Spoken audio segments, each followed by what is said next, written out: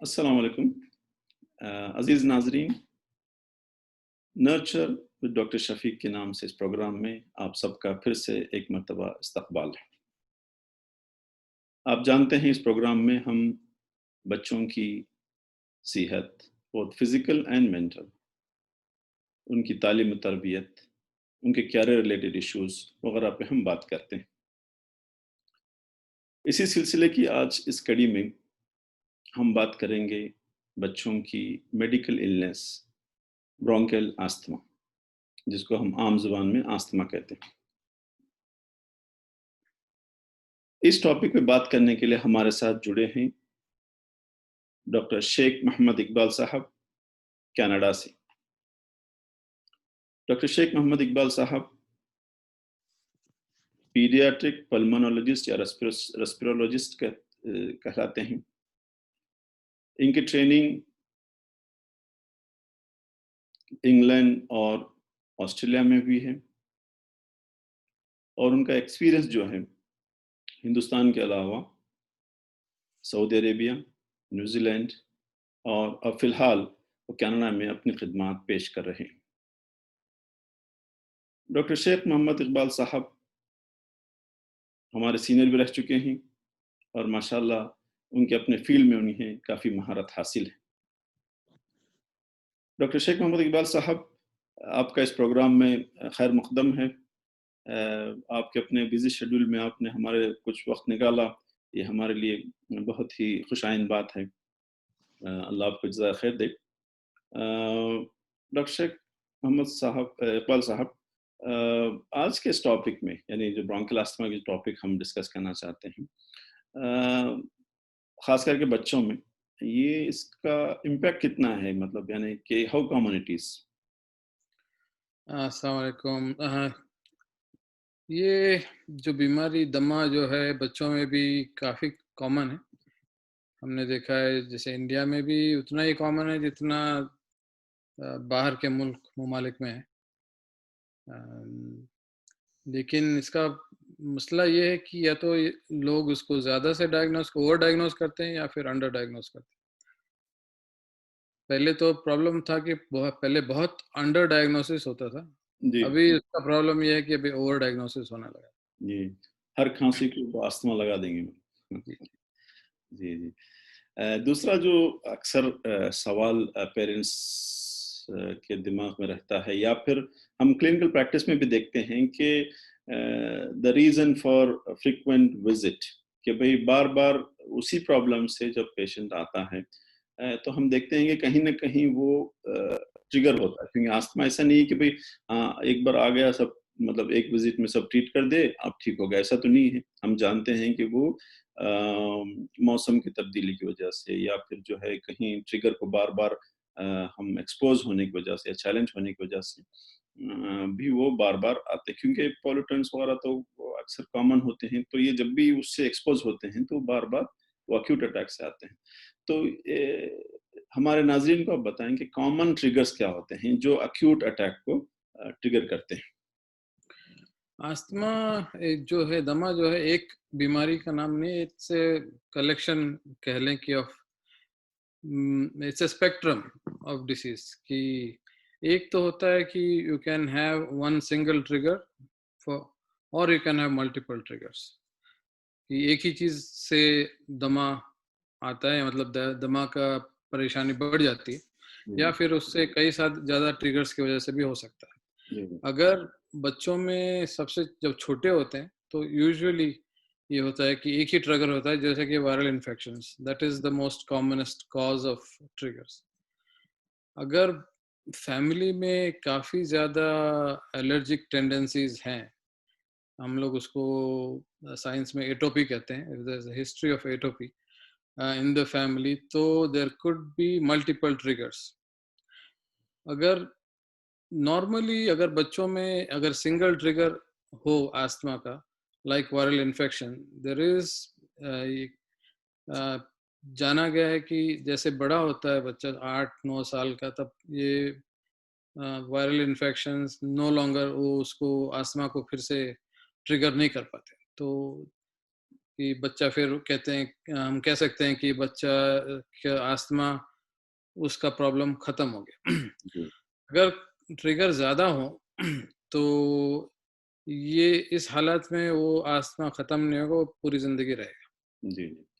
तो आपके कहने का मतलब ये है कि अपार्ट फ्रॉम एट्रोपी दूसरे भी ट्रिगर्स हो सकते हैं जो मिसाल के तौर पर ये है कि भई गर्द-ओ-गुबार है, धूल है या फिर कोई इंसेक्ट्स को आप जो है उनकी जो ड्रॉपिंग्स होते हैं उसको एक्सपोज़ हुए हैं।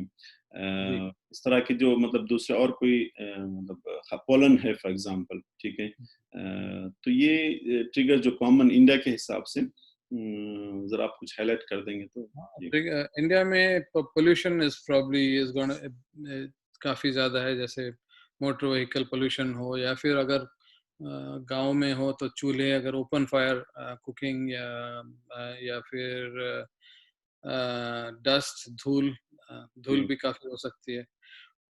अलग तरीके से पेड़ पौधों से एलर्जीज हो सकती है। जी, कॉकरोच कॉकरोच की वजह से भी एलर्जीज हो सकती है। Could be lot of fungal elements that can cause allergic जी। component for this. ये जो अक्सर पेरेंट एक मिसकंसेप्शन में रहते हैं कि भई मैं घर में तो स्मोकिंग नहीं करता हूँ, लेकिन मैं बाहर स्मोक करके आता हूँ। तो can that add to this? ये बहुत कॉमन मिसकंसेप्शन है कि अगर बाहर स्मोक करें तो, अगर हम लोग ये बच्चों का जैसे थूक को एनालाइज करें तो लाइक उसमें कैन जी, लुक फॉर एक चीज होता है कोटिनिन। सलाइवा में कोटिनिन का लेवल मेजर कर सकते हैं। अगर आप जो जिनके माँ बाप सिगरेट नहीं पीते हैं उनके बच्चों का आप टेस्ट करेंगे और कंपेयर करेंगे कि जिसके माँ बाप सिगरेट पीते हैं उनमें 5 या 10 गुना ज़्यादा कोटिनिन पाया जाएगा बच्चों के सलाइवा में। जी। And it doesn't really matter कि आप तो डॉक्टर साहब ये स्मोकिंग के बारे में जो मिसकंसेप्शन क्लियर हो गया है। दूसरा जो है वो धूल नॉर्मली कुछ ऐसे शहर हैं जहाँ पर अवॉइड करना ही मुश्किल है धूल क्योंकि रोड उतने डेवलप नहीं हैं या जो भी है। तो अक्सर लोगों को मास्क लगा के घूमना पड़ता है। So much of dust there. तो इनके अलावा भी जो है घरों में अगर हम डस्ट को अवॉइड करें क्योंकि I think this is very commonest trigger in Indian context. तो कोई प्रैक्टिकल टिप्स देना चाहेंगे आप कि भाई कि धूल को हम एज अ ट्रिगर कैसे अवॉइड कर सकते हैं? जी, तो डस्ट को अवॉइड करना तो बहुत ही मुश्किल है इंडिया के कॉन्टेक्स्ट से मेरे ख्याल से। क्योंकि हम वहाँ के घर जो है मकान वैसे उनकी कंस्ट्रक्शन ऐसी नहीं है कि आप डस्ट को बाहर एकदम रख सकें, और बाहर का माहौल भी ऐसा है कि आप मुश्किल है उससे बचना। तो आप चाहे तो आप मास्क तो पहन सकते हैं, अगर अगर डस्ट से ज़्यादा ट्रिगर हो रहा है देन उससे तो फिर मास्क पहनना बाहर जाने पर ज़रूरी हो जाएगा।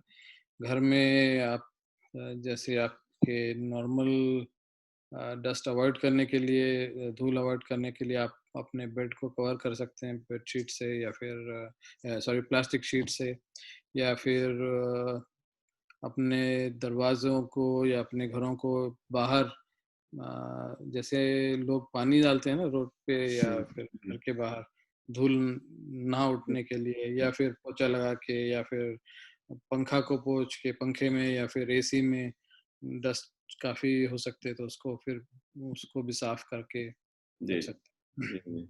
बच्चों उस की और एक चीज़ है कि अगर आप जो बच्चे ओढ़ रहे हैं बिछौने में, मतलब ब्लैंकेट हो, वो अगर वुलन ना हो और कॉटन की हो जी, तो जी, वो बेहतर है। हुँ, फिर जो अगर बच्चे के पास स्टफ़ टॉयज़ होते हैं, वो अगर उसको भी आप वॉश कर सकते हैं, धो सकते हैं, जी। तो वो अच्छी बात है। फ्रीज़र में रखने से थोड़ा माइट्स वो मर जाते जी, हैं। जी, जी, जी, जी। डॉक्टर साहब ये तो हो गया ट्रिगर्स की बात। अब ये होता है कि जब भी कोई एक्यूट अटैक से बच्चा डॉक्टर के पास आता है, तो अक्सर जो है वो हम नेबुलाइज़र देते हैं या फिर इन्हेलर की टेक्निक बताते हैं। लोगों में एक मिसकंसेप्शन है कि अगर वो इन्हेलर जो होता है, जिसको हम स्पेसर कहते हैं या फिर वो एमडीआई जिसको हम कहते हैं, मीटर डोज इनहेलर्स। तो ये इनको लेकर एक मिसकंसेप्शन है कि भाई एक बार लेंगे तो फिर वो जिंदगी भर लेते रहते हैं, लेना पड़ता है। तो इसके बारे में आप क्या कहना? अभी तक हमारे पास अस्थमा का इलाज नहीं। अस्थमा की बीमारी ये है कि मैं जो देखता हूँ अपने लंग्स को, जैसे पेड़ है ना, जी, उल्टा पेड़, जी, जी। उल्टा पेड़ को मैं के नज़रिए से मैं अपने लंग्स को देखता हूँ। जैसे कि आपकी सांस की नाली जो बड़ा पेड़ का तन है, उसके फिर ब्रांचेस हैं, शाखें हैं। जी, पेड़ के शाखों में आखिर में पत्ते होते हैं, जैसे लंग्स में एल्वियोलाई होते हैं। तो एल्वियोलाई का प्रॉब्लम नहीं, ये जो शाखों का प्रॉब्लम है। जी, ये छोटे वाले जो शाखें हैं, तो उसमें जब अस्थमा का ट्रिगर हो जाता है, उसके अंदर आपको इन्फ्लेमेशन हो जाता है, ताकि फिर इन्फ्लेमेशन की वजह से उसमें क्या कहते हैं, थोड़ा बलगम टाइप भी प्रोड्यूस अंदर मिलता है फिर। और आपकी जो हवा की नाली है वो बारीक हो जाती है। जी, अब उसको उसका जो इलाज ये है कि 2 तरह के इलाज हैं। एक तो वो नाली को खोलने के लिए एक रिलीवर, या जो ब्लू पफर या फिर सैल्ब्यूटामॉल या एस्थेलिन कह लें, ये ऐसे टाइप के पफर्स मिलते हैं जो इमीडिएटली आपको रिलीफ देंगे। लेकिन उसका जो मेन ट्रीटमेंट है वो है कि आप एक प्रिवेंटर जो स्टीरॉयड इनहेलर है वो इम्पोर्टेंट है, क्योंकि ये जो इन्फ्लेमेशन होता है, जो आ, समझ लें कि एक तरह की आग लग गई है आपके हवा की नालियों में, जी, उसको बुझाने के लिए आपको ये दवा की ज़रूरत है। जी। हमारे और नाज़रीन को मैं यहाँ बताना चाहूँगा कि डॉक्टर साहब जो कह रहे थे कि जो हमारी जो साँस की जो बड़ी नाली होती है, नाली नीचे जाके 2 बड़े छोटे-छोटे नालियों में डिवाइड होती है। फिर वो जो है वो छोटे-छोटे, छोटे-छोटे नालियों में डिवाइड होती हैं। एक आप देखे होंगे कि एक एक घना-सा एक दरख्त है, इस तरफ एक और इस तरफ एक। तो इस तरह का जो एक पिक्चर लंग्स का जो हम अक्सर देखते हैं, उस उन साँस की नालियों की बात हो रही है। जैसे-जैसे साँस की नालियाँ जो हैं वो बारीक होती जाती हैं, उनका जो डायमीटर होता है, उनका जो ओपनिंग का जो साइज़ होता है, वो कम होते जाता है। तो ये डॉक्टर साहब कह रहे थे कि जो अस्थमा के अंदर जो प्रॉब्लम्स होती हैं, वो एक तो ये है कि बच्चों की जो साँस की नालियों का जो साइज़ छोटा होता है, जब आखिर जाके वो प्लस वहाँ जो इन्फ्लेमेशन चल रहा है वो, और जो म्यूकस प्रोड्यूस हो रहा है, जो जब आप बलगम कहते हैं, तो वो सारे मिला के जो है वहाँ ऑक्सीजन का प्रॉब्लम आता है, वहाँ ऑक्सीजन ठीक से नहीं जा पाती है। अब वो जो छोटी नालियाँ हैं, उनको साइज़ को थोड़ा बड़ा करने के लिए जो मेडिसिन यूज़ होते हैं, वो डॉक्टर साहब कह रहे थे कि रिलीवर है, जो अक्सर ब्लू इन्हेलर लेते हैं या फिर नेबुलाइज़र लेते हैं, इन चीज़ों से वो थोड़ा बड़ा। ये एक्यूट प्रॉब्लम, मतलब जब किस प्रॉब्लम से आप डॉक्टर के पास जाते हैं, तो ये मेडिसिन दिया जाता है। लेकिन चूँकि ये जैसे हमने बात कही कि भई एक वक़्त का प्रॉब्लम नहीं है, ये बार-बार आने वाला प्रॉब्लम है, तो उसको बार-बार आने के रोकने के लिए डॉक्टर साहब कह रहे थे कि वो स्टेरॉइड मेडिसिन यूज़ करते हैं, जो भी वो मतलब जैसे ऑरेंज कलर का होता है या फिर और डिपेंडिंग अपॉन द कंपनीज़, वहाँ के अलग-अलग इन्हेलर्स होते हैं, जिनको बेसिकली प्रिवेंटर्स कहा जाता है। ये बार-बार अटैक होने से बचाते हैं। तो जी डॉक्टर साहब। जी,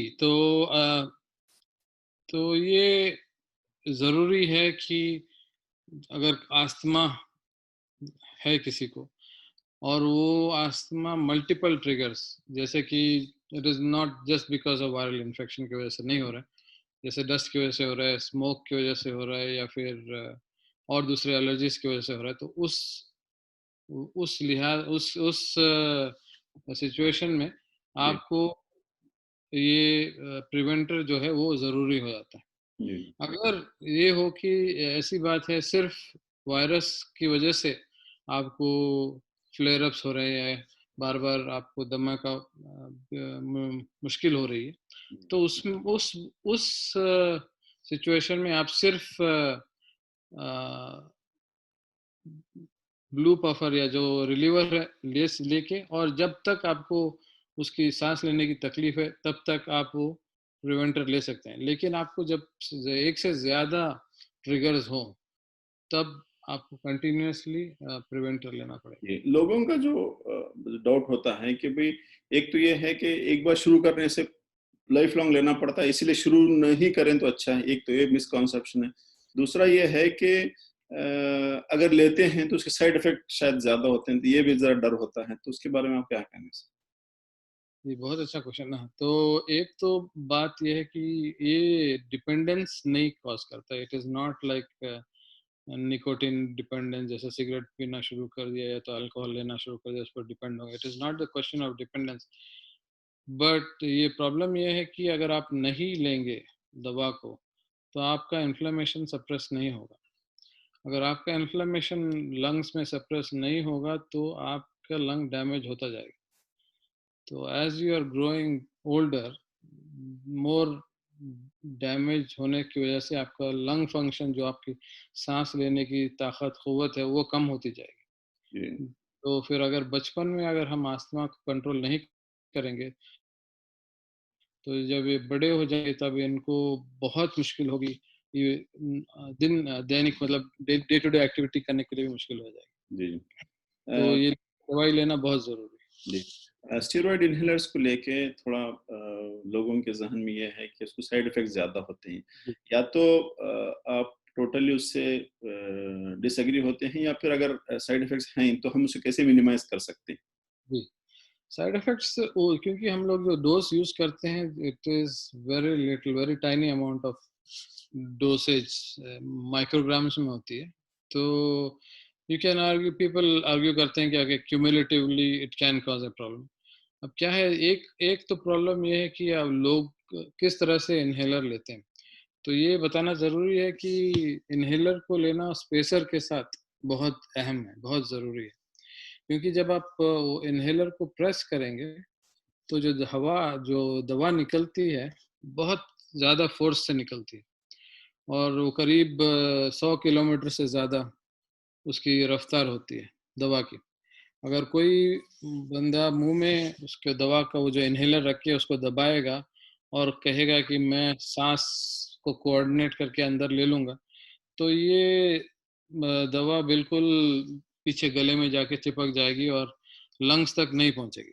तो इसकी वजह से स्पेसर का इस्तेमाल करना बहुत ज़रूरी है। जी। खास करके छोटे बच्चों में जो मतलब उतना अपने वो सिंक नहीं कर पाते हैं ब्रीदिंग ऑन इनहेलर, मैं तो तो कहता हूँ 0 to 99, anybody, everybody has to use a spacer, क्योंकि नोबडी कैन कोऑर्डिनेट दैट। अगर इफ द बेस्ट पर्सन, अगर आप सबसे माहिर हो, आपको बहुत अच्छी ट्रेनिंग दी गई हो, फिर भी आपके लंग्स में करीब 8 या 10% की ही दवा जाएगी। जी। मैं अगर आप नाज़रीन स्पेसर, को यहाँ सॉरी नाज़रीन को मैं बताना चाहूँगा, स्पेसर मतलब ये है कि आपने देखा होगा कि एक प्लास्टिक, ट्रांसपेरेंट प्लास्टिक का एक लंबा सा ट्यूब होता है, जिसमें हम इन्हेलर डाल के प्रेस करते हैं, दूसरा एंड जो है फेस पे होता है। तो उससे क्या होता है कि जो distribution of the particles from the inhaler जो है वो इक्वल या इवन हो जाता है, ताकि हम जब हम सांस लेते हैं तो वो सही ढंग से हमारे लंग्स में पहुंचता है। वरना क्या होता है, डॉक्टर साहब कह रहे थे कि भाई अगर हम मुंह में रख के स्पेस जो इनहेलर जो है वो प्रेस करते हैं बच्चे के, तो जुबान पे ही रह जाएगी, तो जो लंग्स पे जाना है, जो हमारे फेफड़ों में जानी है, वो नहीं पहुंच पाती है। उसका जो इफेक्ट होना है, वो जो डिजायर्ड इफेक्ट है, वो नहीं हो पाता है। जी डॉक्टर साहब।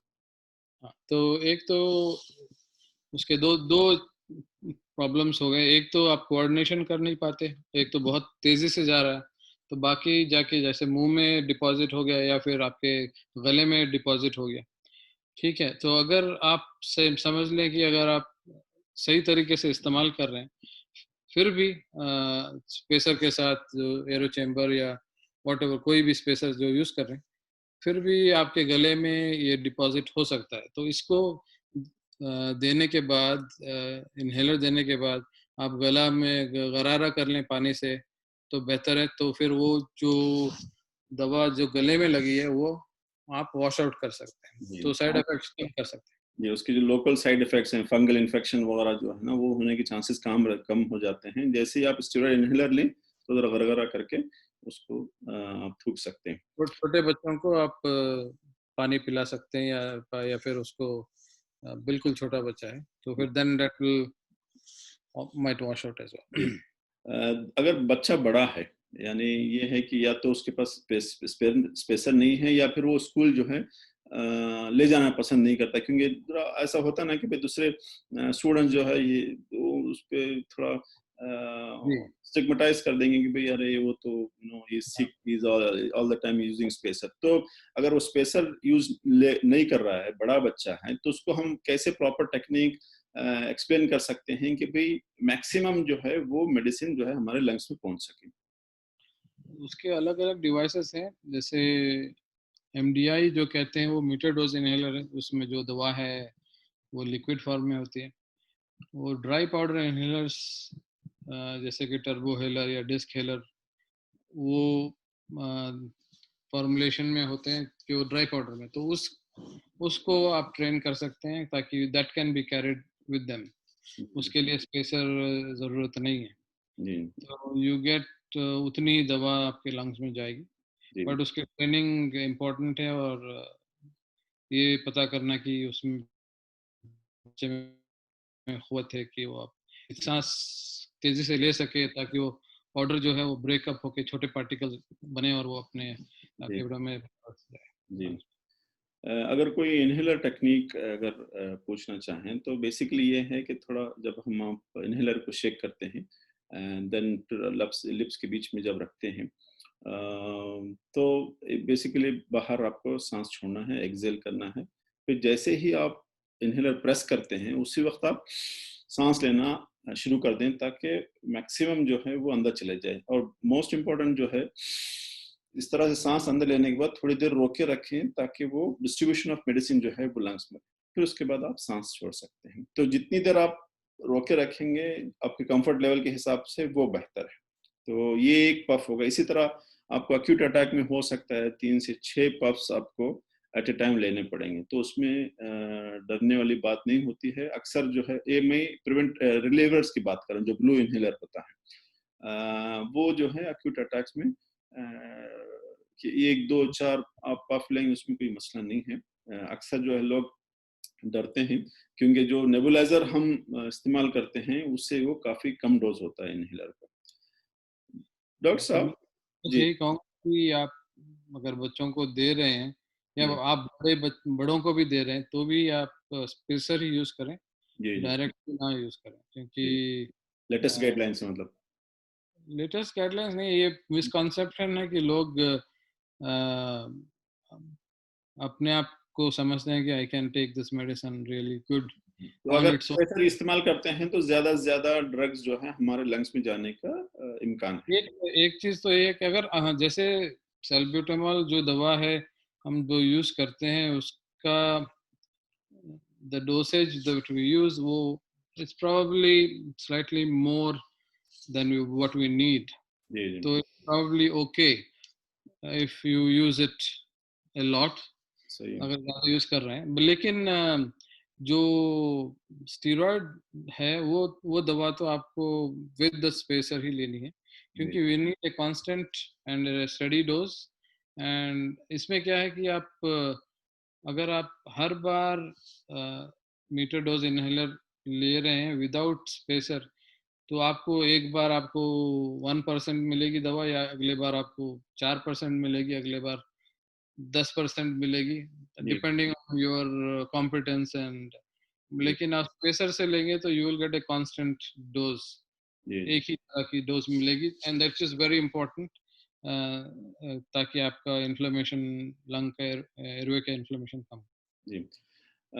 अक्सर लोगों में एक तरह की एक सोच होती है कि भई बार-बार कौन डॉक्टर के पास जाना है, उसको तो खाँसी होती रहती है, रहने दो, क्या है, वो थोड़ा बहुत मतलब यानी ब्रेथलेस हो जाता है या दम पकड़ता है, and then he is okay. Specially when he is playing थोड़ा हो जाता है, या फिर थोड़ा-सा रात में जो है खाँसता है, दैट्स ओके। तो वी टेंड टू इग्नोर कि भई इसको होते रहता है, छोड़ो क्या, माइल्ड, नो प्रॉब्लम। तो इस तरह से जो अंडर ट्रीटमेंट होता है, जी, इससे क्या कॉन्सिक्वेंसेस हो सकते हैं बच्चे पे, ओवरऑल फैमिली पे, यानी लॉन्ग टर्म? वही है जो आप जैसे कम मैनेज करेंगे, सही मैनेज नहीं करेंगे, तो लंग फंक्शन पे तो इफेक्ट होगा। तो आपके लंग्स की ताकत और क़ुव्वत कम रह जाएगी, और उसकी वजह से ये भी हो सकता है क्रॉनिक इलनेस की वजह से आपका ग्रोथ भी ना सही हो, क्योंकि अगर आप अपनी एनर्जी सांस लेने में ही स्पेंड कर रहे हैं, ग्रो करने में नहीं। बच्चों को ताकत चाहिए ना ग्रो करने के लिए भी, जो भी आप खुराक ले रहे हैं, अगर उसकी पूरी खुराक आप कि जो कैलोरी रिक्वायरमेंट है वो ज्यादा हो जाती है because they are working hard to breathe, ये आप कहना चाह रहे हैं? कैलोरी रिक्वायरमेंट हाँ ज़्यादा हो जाती, सही है, बट लेकिन जो जो कैलोरी आप इनटेक कर रहे हैं वो आप सांस लेने में ही आप फूक दे रहे वही वही, हाँ जी। हैं। तो उनका तो वेट कम हो सकता है इसमें जी। हाँ, कम हो सकता है, हाइट कम हो सकती है, तो बच्चों की हाइट फाइनली कम हो जाएगी, वो जी भी हो सकता जी। है, उसकी ताकत और क़ुव्वत भी कम हो सकती है। और ऐसा भी हो सकता है कि डॉक्टर साहब कि भाई शुरू में हमने नेग्लेक्ट किया, ठीक से ट्रीट नहीं किया, या फिर डॉक्टर की जो प्रिस्क्रिप्शन थी, एडवाइस थी, उसको सही फॉलो नहीं किया, बाद में it became a difficult asthma to control, कि भाई पहले जितना आसान से हो सकता था अब थोड़ा डिफिकल्ट हो गया है, तो या तो हायर डोज ऑफ स्टेरॉइड की जरूरत पड़ती है या फिर मल्टीपल ड्रग्स की जरूरत पड़ती है। तो इन दैट केस उसके भी साइड इफेक्ट्स की वजह से ग्रोथ पे शायद इफेक्ट पड़ सकता है। हाँ, द मोर आपका अस्थमा प्रॉब्लम कंट्रोल करने का प्रॉब्लम हो जाए, देन फिर उसकी वजह से फिर आपका जैसे आपकी सिवियरिटी बढ़ जाएगी तो फिर आपका ग्रोथ भी इफेक्ट होगा ज़्यादा ही। अपार्ट फ्रॉम हेल्थ इफेक्ट्स, अब मेरे ख्याल में वो ओवरऑल जो है इसकी स्कूलिंग मिस होगी बार बार, उसकी एकेडमिक परफॉर्मेंस जो है वो अफेक्ट होगी, फैमिली को जो है ज़्यादा सिक लीव लेना पड़ेगा टू फ्रॉम द वर्क, क्योंकि उनको बार बार हॉस्पिटल लेके जाना है बच्चे को, या फिर उनकी जो माली हालत है उस पर भी जो है वो असर पड़ सकता है, क्योंकि बार बार डॉक्टर के पास जा रहे हैं ठीक से मैनेज नहीं कर पाने की वजह से, तो ये भी मुमकिनात में से है। जी, जी। जी एक तो अगर आप साँस ले रहे हैं, मुश्किल है आपको रात में, अस्थमा जो है बिल्कुल रात से सुबह तक के वक़्त में ज़्यादा फ्लेयर अप हो सकता है। अगर तो उसकी वजह से अगर नींद भी बच्चों की अगर डिस्टर्ब हो रही है, तो उसकी वजह से भी उसके सीखने में, उसकी याददाश्त में जी मुश्किलात आ सकती है। जी जी। डॉक्टर साहब, अक्सर हम माशाल्लाह आप भी इंटरनेशनल एक्सपीरियंस है आपको, जो इंटरनेशनल गाइडलाइंस होते हैं अक्सर फॉलो किए जाते हैं, मिसाल के तौर पर कि भाई स्पेसर लेना है, इनहेलर लेना है, फिर नेबुलाइजर है, फिर प्रोफिलैक्सिस है, ये सारे जो है वो अक्सर फॉलो होते हैं दूसरे कंट्रीज में। लेकिन when it comes to India, अक्सर लोग जो है नहीं इनहेलर नहीं चाहिए या फिर नेबुलाइजर नहीं चाहिए, हमें सिरप लिख दो, ठीक है। तो जो हुँ। लिक्विड फॉर्मुलेशन का जो मसला है, आपका क्या कहना है कि भाई how effective they are and is it advisable instead of inhalers? Liquid formulation मैंने तो देखा है सिर्फ़ एस्थालिन या वेंटोलिन का ही देखा है। जी बाकी दूसरों का मैंने स्टेरॉइड नहीं, मैं ब्रोंकोडायलेटर की बात कर रहा हूँ जी, है। ब्रोंकोडायलेटर। जी, जी बट जो it is very high dosage you get, probably आपको साइड इफ़ेक्ट ज़्यादा होंगे, जी जी और and it is not reaching where it needs to reach, right? So आपको direct indirectly it is gonna work, it's not gonna work directly. तो मैं अ, नाज़रीन को जी, डॉक्टर साहब की जो बात है मैं उसको थोड़ा यहाँ वज़ाहत करना चाहूँगा आपकी समझ के लिए, कि एक तो ये है कि भई आप बिल्कुल ही ऐसी जगह में हैं जहाँ पर इन्हेलर आपको नहीं दस्तयाब नहीं है, मिलता नहीं है, या फिर नेबुलाइज़र जो है नहीं मिलता है या आपके पास नहीं है। बिल्कुल ही आप कोई और ऑप्शन से बचे नहीं कि भई आपको कोई मेडिसिन इस तरह की रिलीवर मिलती है और बच्चा तकलीफ में है, तो वो then this is the last one कि भई आप लिक्विड फॉर्मुलेशन या सिरप जो है वो इस्तेमाल कर सकते हैं। वो क्यों? कि सिरप का जो मसला है वो ये है कि अक्सर जो है आधी चम्मच, पूरी चम्मच, इस तरह का जो डोसेज सिस्टम है, चम्मच का जो हिसाब है, उसमें जो है हो सकता है आप कुछ मेडिसिन ज़्यादा भी दे दें। क्योंकि जो इन्हेलर होता है it's very small dose micrograms में होता है, जबकि सिरप वगैरह में मिलीग्राम्स में होता है।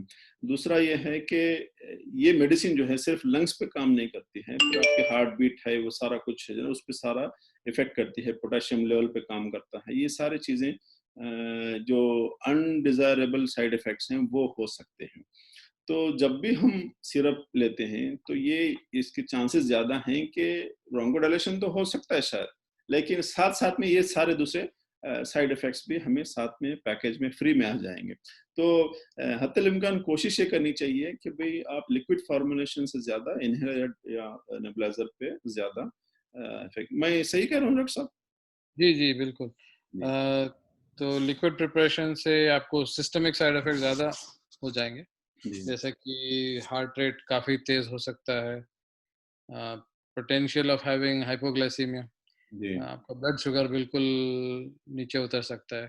जी, that could be catastrophic in some babies. तो दीज़ आर इम्पोर्टेंट थिंग्स। तो ज़रूरी है कि आप जी, इसका इसको ख़्याल रखें, इसका ख़्याल जी। रखें। डॉक्टर साहब, दूसरा अक्सर क्योंकि स्कूलों में देखा गया है कि बच्चा अस्थमा है, वो डॉक्टर के पास शाम में तो जाता है, लेकिन जब वो खेल के मैदान में होता है, तो वो दूसरे बच्चों के बनिस्बत जो है, वो जल्दी ब्रेथलेस हो जाता है या फिर उसकी सांस लेने में उसे तकलीफ होती है। ये अक्सर स्कूलों में देखा गया है। और एट द सेम टाइम ना ही उसके बैग में वो इन्हेलर है या स्पेशल डिवाइस है। और छोटे स्कूलों में डॉक्टर की दस्तयाबी तो वो मुश्किल ही है। तो इसको अवॉइड करने के लिए आप क्या एडवाइस देना चाहेंगे? हाँ, एक तो आई थिंक एजुकेशन इम्पोर्टेंट है, टीचर्स एजुकेशन में भी, पेरेंट एजुकेशन, टीचर्स एजुकेशन। जी, अगर टीचर्स को बताया गया कि बच्चों को ये तकलीफ है, यहाँ पे वेस्ट में तो बच्चों के स्कूलों में इनहेलर्स रख देते हैं। तो वैसे अगर इफ दैट प्रोविजन अगर बन सकता है कि बच्चों के स्कूल में अगर इनहेलर टीचर के पास दिया जाए, एंड अगर उसको रिस्पॉन्सिबिलिटी दी जाए टीचर को, तो if they are can administer the medicine before the game, अगर जी, खेलने से पहले अगर आप ब्लू पफर दे दें तो, या प्रिवेंटर दे दें, सॉरी रिलीवर दे दें, जी, या फिर गेम के दौरान भी दे सकते हैं, खेल के दौरान भी दे सकते हैं, जी, या तो खेल के बाद भी दे सकते हैं। तो जी, तीनों वक्त आप दे सकते हैं अगर जी, अगर ज़रूरत हो तो। जी। मैं नाज़रीन को यहाँ बताना चाहूँगा कि एक तो ये है कि जब बच्चे की एडमिशन होती है, ठीक है, स्कूल में, अगर ऑलरेडी बच्चे को डायग्नोज़ है कि भई ये बच्चे को जो है अस्थमा का प्रॉब्लम है, तो ये डिक्लेयर करने में कोई झिझक महसूस नहीं करनी चाहिए कि हमारे बच्चे को अस्थमा है, ठीक है? इसमें ना बच्चे का दोष है, ना आपका है। बच्चे को ज़रूरत है, तो आपको फॉर्म में मेंशन करनी चाहिए, क्योंकि अक्सर स्कूलों में एक कॉलम होता है कि एनी मेडिकल इलनेस कुछ है क्या बोल के। तो वहाँ आपको डिक्लेयर करना होता है कि भई हमें अस्थमा की बच्चे को अस्थमा है, ये फलाँ-फलाँ मेडिसिन पे है। दूसरा ये है कि उनकी जो भी क्लास टीचर होगी, वहाँ पेरेंट और टीचर जो है, अक्सर पेरेंट टीचर मीटिंग होती है, यहाँ पर जो है एक अलग से मीटिंग हो सकती है कि बच्चे टीचर को बताया जाए कि भाई बच्चा ये फलां फलां बच्चा जो है ये मेडिसिन लेता है और जरूरत पड़ने पर उसको ये देना है। तो बच्चे के साथ में वो इनहेलर या डिवाइस स्पेसर जो है वो जाता रहेगा स्कूल में।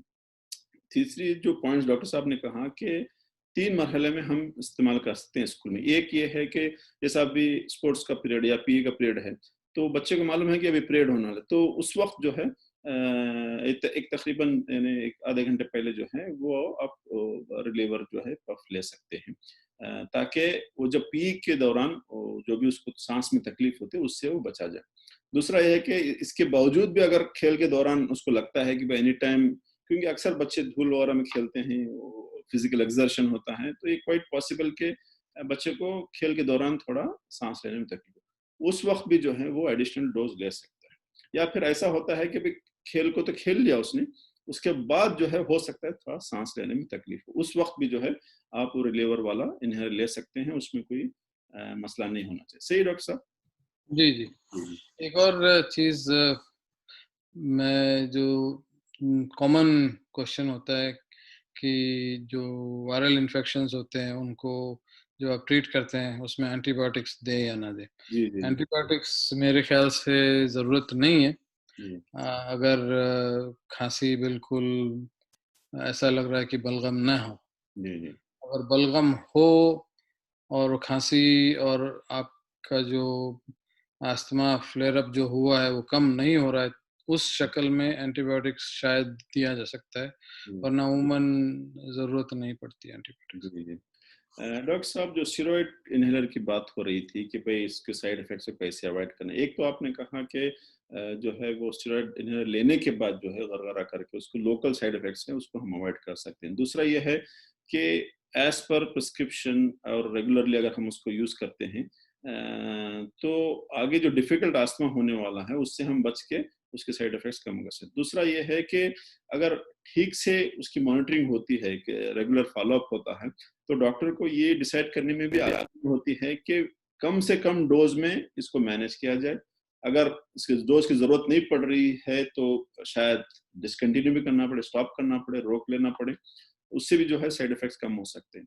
या फिर खुदा न ख़ास्ता अगर इतना ख़राब कंडीशन हो गया कि भई आपको हायर डोज़ इस्तेमाल करना पड़ता है, तो हमारे पास अल्टरनेटिव मेडिसिन्स होते हैं, जैसा ग्लूकोट्राइन इन्हिबिटर्स। इस तरह के जो हैं वो ग्रेजुअली हम उसको स्टेरॉइड का डोज़ कम करते-करते दूसरी मेडिसिन ऐड करके उसको हम कवर अप कर सकते हैं। तो बेसिक जो बॉटम लाइन है वो ये है कि हम घर बैठे उसको हर चीज़ को मैनेज करने की, मिसाल के तौर पुरानी मिसालें दे करके फलाने ऐसे किया था, फलाने ऐसे किया था करके मिसमैनेज करने के बजाय एक अच्छे डॉक्टर के पास आप फ़ॉलो अप करें, रेगुलर फ़ॉलो अप करें, उनकी जो प्रिवेंटिव एडवाइसेज़ हैं उसको फ़ॉलो करें, तो इंशाअल्लाह वो जो स्टेरॉइड के साइड इफ़ेक्ट्स होने हैं या फिर हो सकते हैं, उससे हम बच सकते हैं। सही है डॉक्टर साहब? जी, जी, सही। जी, एक ये अच्छी बात, अगर आप अपने डॉक्टर से एक रिटन प्लान ऑफ एक्शन बना लें, एक्शन प्लान बना लें जी, कि अगर थोड़ी-सी जैसे ज़ुकाम शुरू हो गया, नज़ला शुरू हो गया, तो जी, आप क्या करें? तो आप पहली बात तो ये है कि जो ब्लू इन्हेलर जो रिलीवर है, उसको आप रेगुलरली हर 6 घंटे ले सकते हैं। हर जी, 6 या 8 घंटे ले सकते हैं। अगर ज़रूरत पड़े तो हर 4 घंटे भी ले सकते हैं। अगर आपको उसकी ज़रूरत हर 4 घंटे से कम पे आपको ज़रूरत महसूस हो रही है कि अगर ये साँस लेना मुश्किल हो गया, उस अगर 4 घंटे भी आप इंतज़ार नहीं कर सकते उसको लेने के बगैर, तो उस हाल में आपको हॉस्पिटल जाना ज़रूरी है। अगर आप मैनेज कर रहे हैं कि हर 6 घंटे कैसे मैनेज करें, तो आपको आप घर में ही मैनेज कर सकते हैं। एक तो वो आप शुरुआत नज़ले की शुरुआत से ऐसा ले सकते हैं।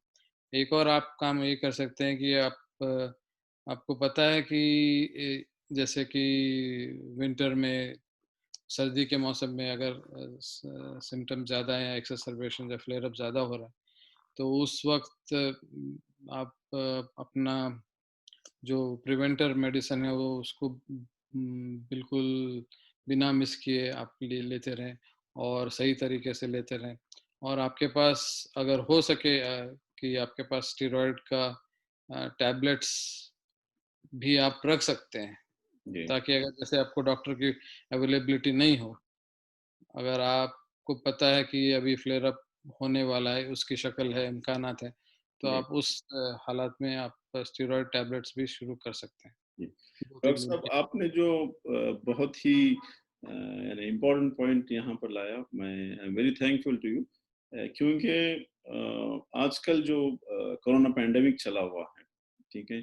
उसके चलते फिर कुछ जगह जो है लॉकडाउन चला हुआ है, जहाँ नॉर्मल जो क्लिनिक्स ओपन हुआ करते थे, उनकी अवेलेबिलिटी भी प्रॉब्लम है, एक्सेसिबिलिटी का प्रॉब्लम है, बारिश का सीज़न चला हुआ है, लोग जो है वो मल्टीपल प्रॉब्लम से जूझ रहे हैं। जो आम क्लिनिक्स होते थे ओपन, वो या तो उतने घंटे ओपन नहीं है या फिर जो है बिल्कुल ही, बिकॉज़ वो अदर पेशेंट लोड जो है वो काफ़ी काम पड़ गया है डॉक्टरों के ऊपर। तो ऐसी सिचुएशन में अगर हमारे यहाँ एक रिटन एक्शन प्लान है कि भई छोटा-छोटा खाँसी है, शुरुआत की प्रॉब्लम है, तो हम क्या करें? कितने इन्हेलर लें, ठीक है? फिर अगर वो नहीं इफ़ेक्ट हो रहा, फिर नेक्स्ट स्टेज में हमें क्या करना है, ठीक है? जी, या फिर साथ में बुखार आ रही है, तो उस वक़्त हमें किस वक़्त डॉक्टर के पास जानी है, ठीक है? इस तरह का जो एक रिटन एक्शन प्लान जो डॉक्टर साहब कर रहे थे, अगर वो अपने जो भी फैमिली पीडियाट्रिशियन हैं, जो फैमिली डॉक्टर हैं, उनसे अगर हम ले लें कि भई शुरू-शुरू का मामला ऐसा है, तो हम कैसे घर पे मैनेज कर सकें और ऐसे क्या वार्निंग साइन्स हैं जो जिस वक़्त हमें डॉक्टर के पास आना ज़रूरी हो जाता है। तो वो अगर हम रिटन एक्शन प्लान अगर ले लेते हैं जो अक्सर इंटरनेशनल प्रैक्टिस में देखा गया है कि इस तरह का फ़ॉलो होता है, तो वो मेरे ख्याल में ये अननेसेसरी विजिट्स जो बनते हैं, खास करके इस पैंडेमिक और लॉकडाउन पीरियड में, उसको हम अवॉइड कर सकते हैं। डॉक्टर साहब, आपने बहुत ही अच्छा पॉइंट वो मेंशन किया।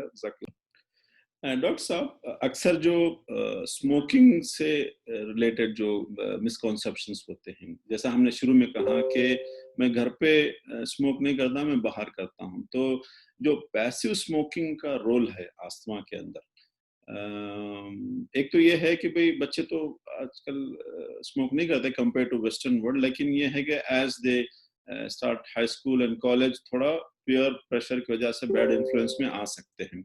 लेकिन पैसिव स्मोकिंग डेफिनेटली होता है या तो दूसरों की स्मोक से, या फिर जो है पेरेंट फॉर एग्जांपल अगर स्मोक करते हैं। वैसे फॉर्चुनेटली हमारे यहाँ अभी वो वुमेन स्मोकिंग का उतना कॉमन इशू नहीं है कंपेयर टू वेस्टर्न वर्ल्ड। लेकिन ये जब माँ फॉर एग्जांपल स्पेशली जब वो प्रेग्नेंट होते हैं, हमल से होते हैं, क्या स्मोक को एक्सपोज होने से बच्चे की जो फ्यूचर में पॉसिबिलिटी ऑफ हैविंग मतलब कॉम्प्लिकेशंस एज अस्थमा और समथिंग कुछ बढ़ती है इस तरह से? हाँ, अगर माँ सिगरेट स्मोक को एक्सपोज हो, other she is smoking herself या पार्टनर स्मोक कर रहा हो या anybody in the house hold is smoking, तो उसकी वजह से बच्चे के जो सांस की नालियां हैं, द एयरवेज, वो स्टडीज में ये पाया गया कि वो बच्चों की सांस की नालियां छोटी हो जाती हैं साइज में एंड कैलिबर में, जो डायमीटर होता है उसका कम होता है बनिस्बत जिनकी माँ सिगरेट स्मोक को एक्सपोज ना हो। तो ये बहुत ज़रूरी बात है कि एक तो अगर if you are pregnant women shouldn't smoke, अगर एंड ये, और if avoid the parent the partner और हस्बैंड्स और and anybody around her shouldn't smoke. जी जी। डॉक्टर साहब, आपका बहुत बहुत शुक्रिया। मैं आपका ज़्यादा टाइम नहीं क्योंकि मुझे पता है वहाँ आधी रात हो रही है। तो आपका बहुत बहुत शुक्रिया हमारे साथ जुड़ने का, वैल्यूएबल इंफॉर्मेशन शेयर करने का। उम्मीद है कि नाजरीन को उससे इस्तेफादा हुआ होगा।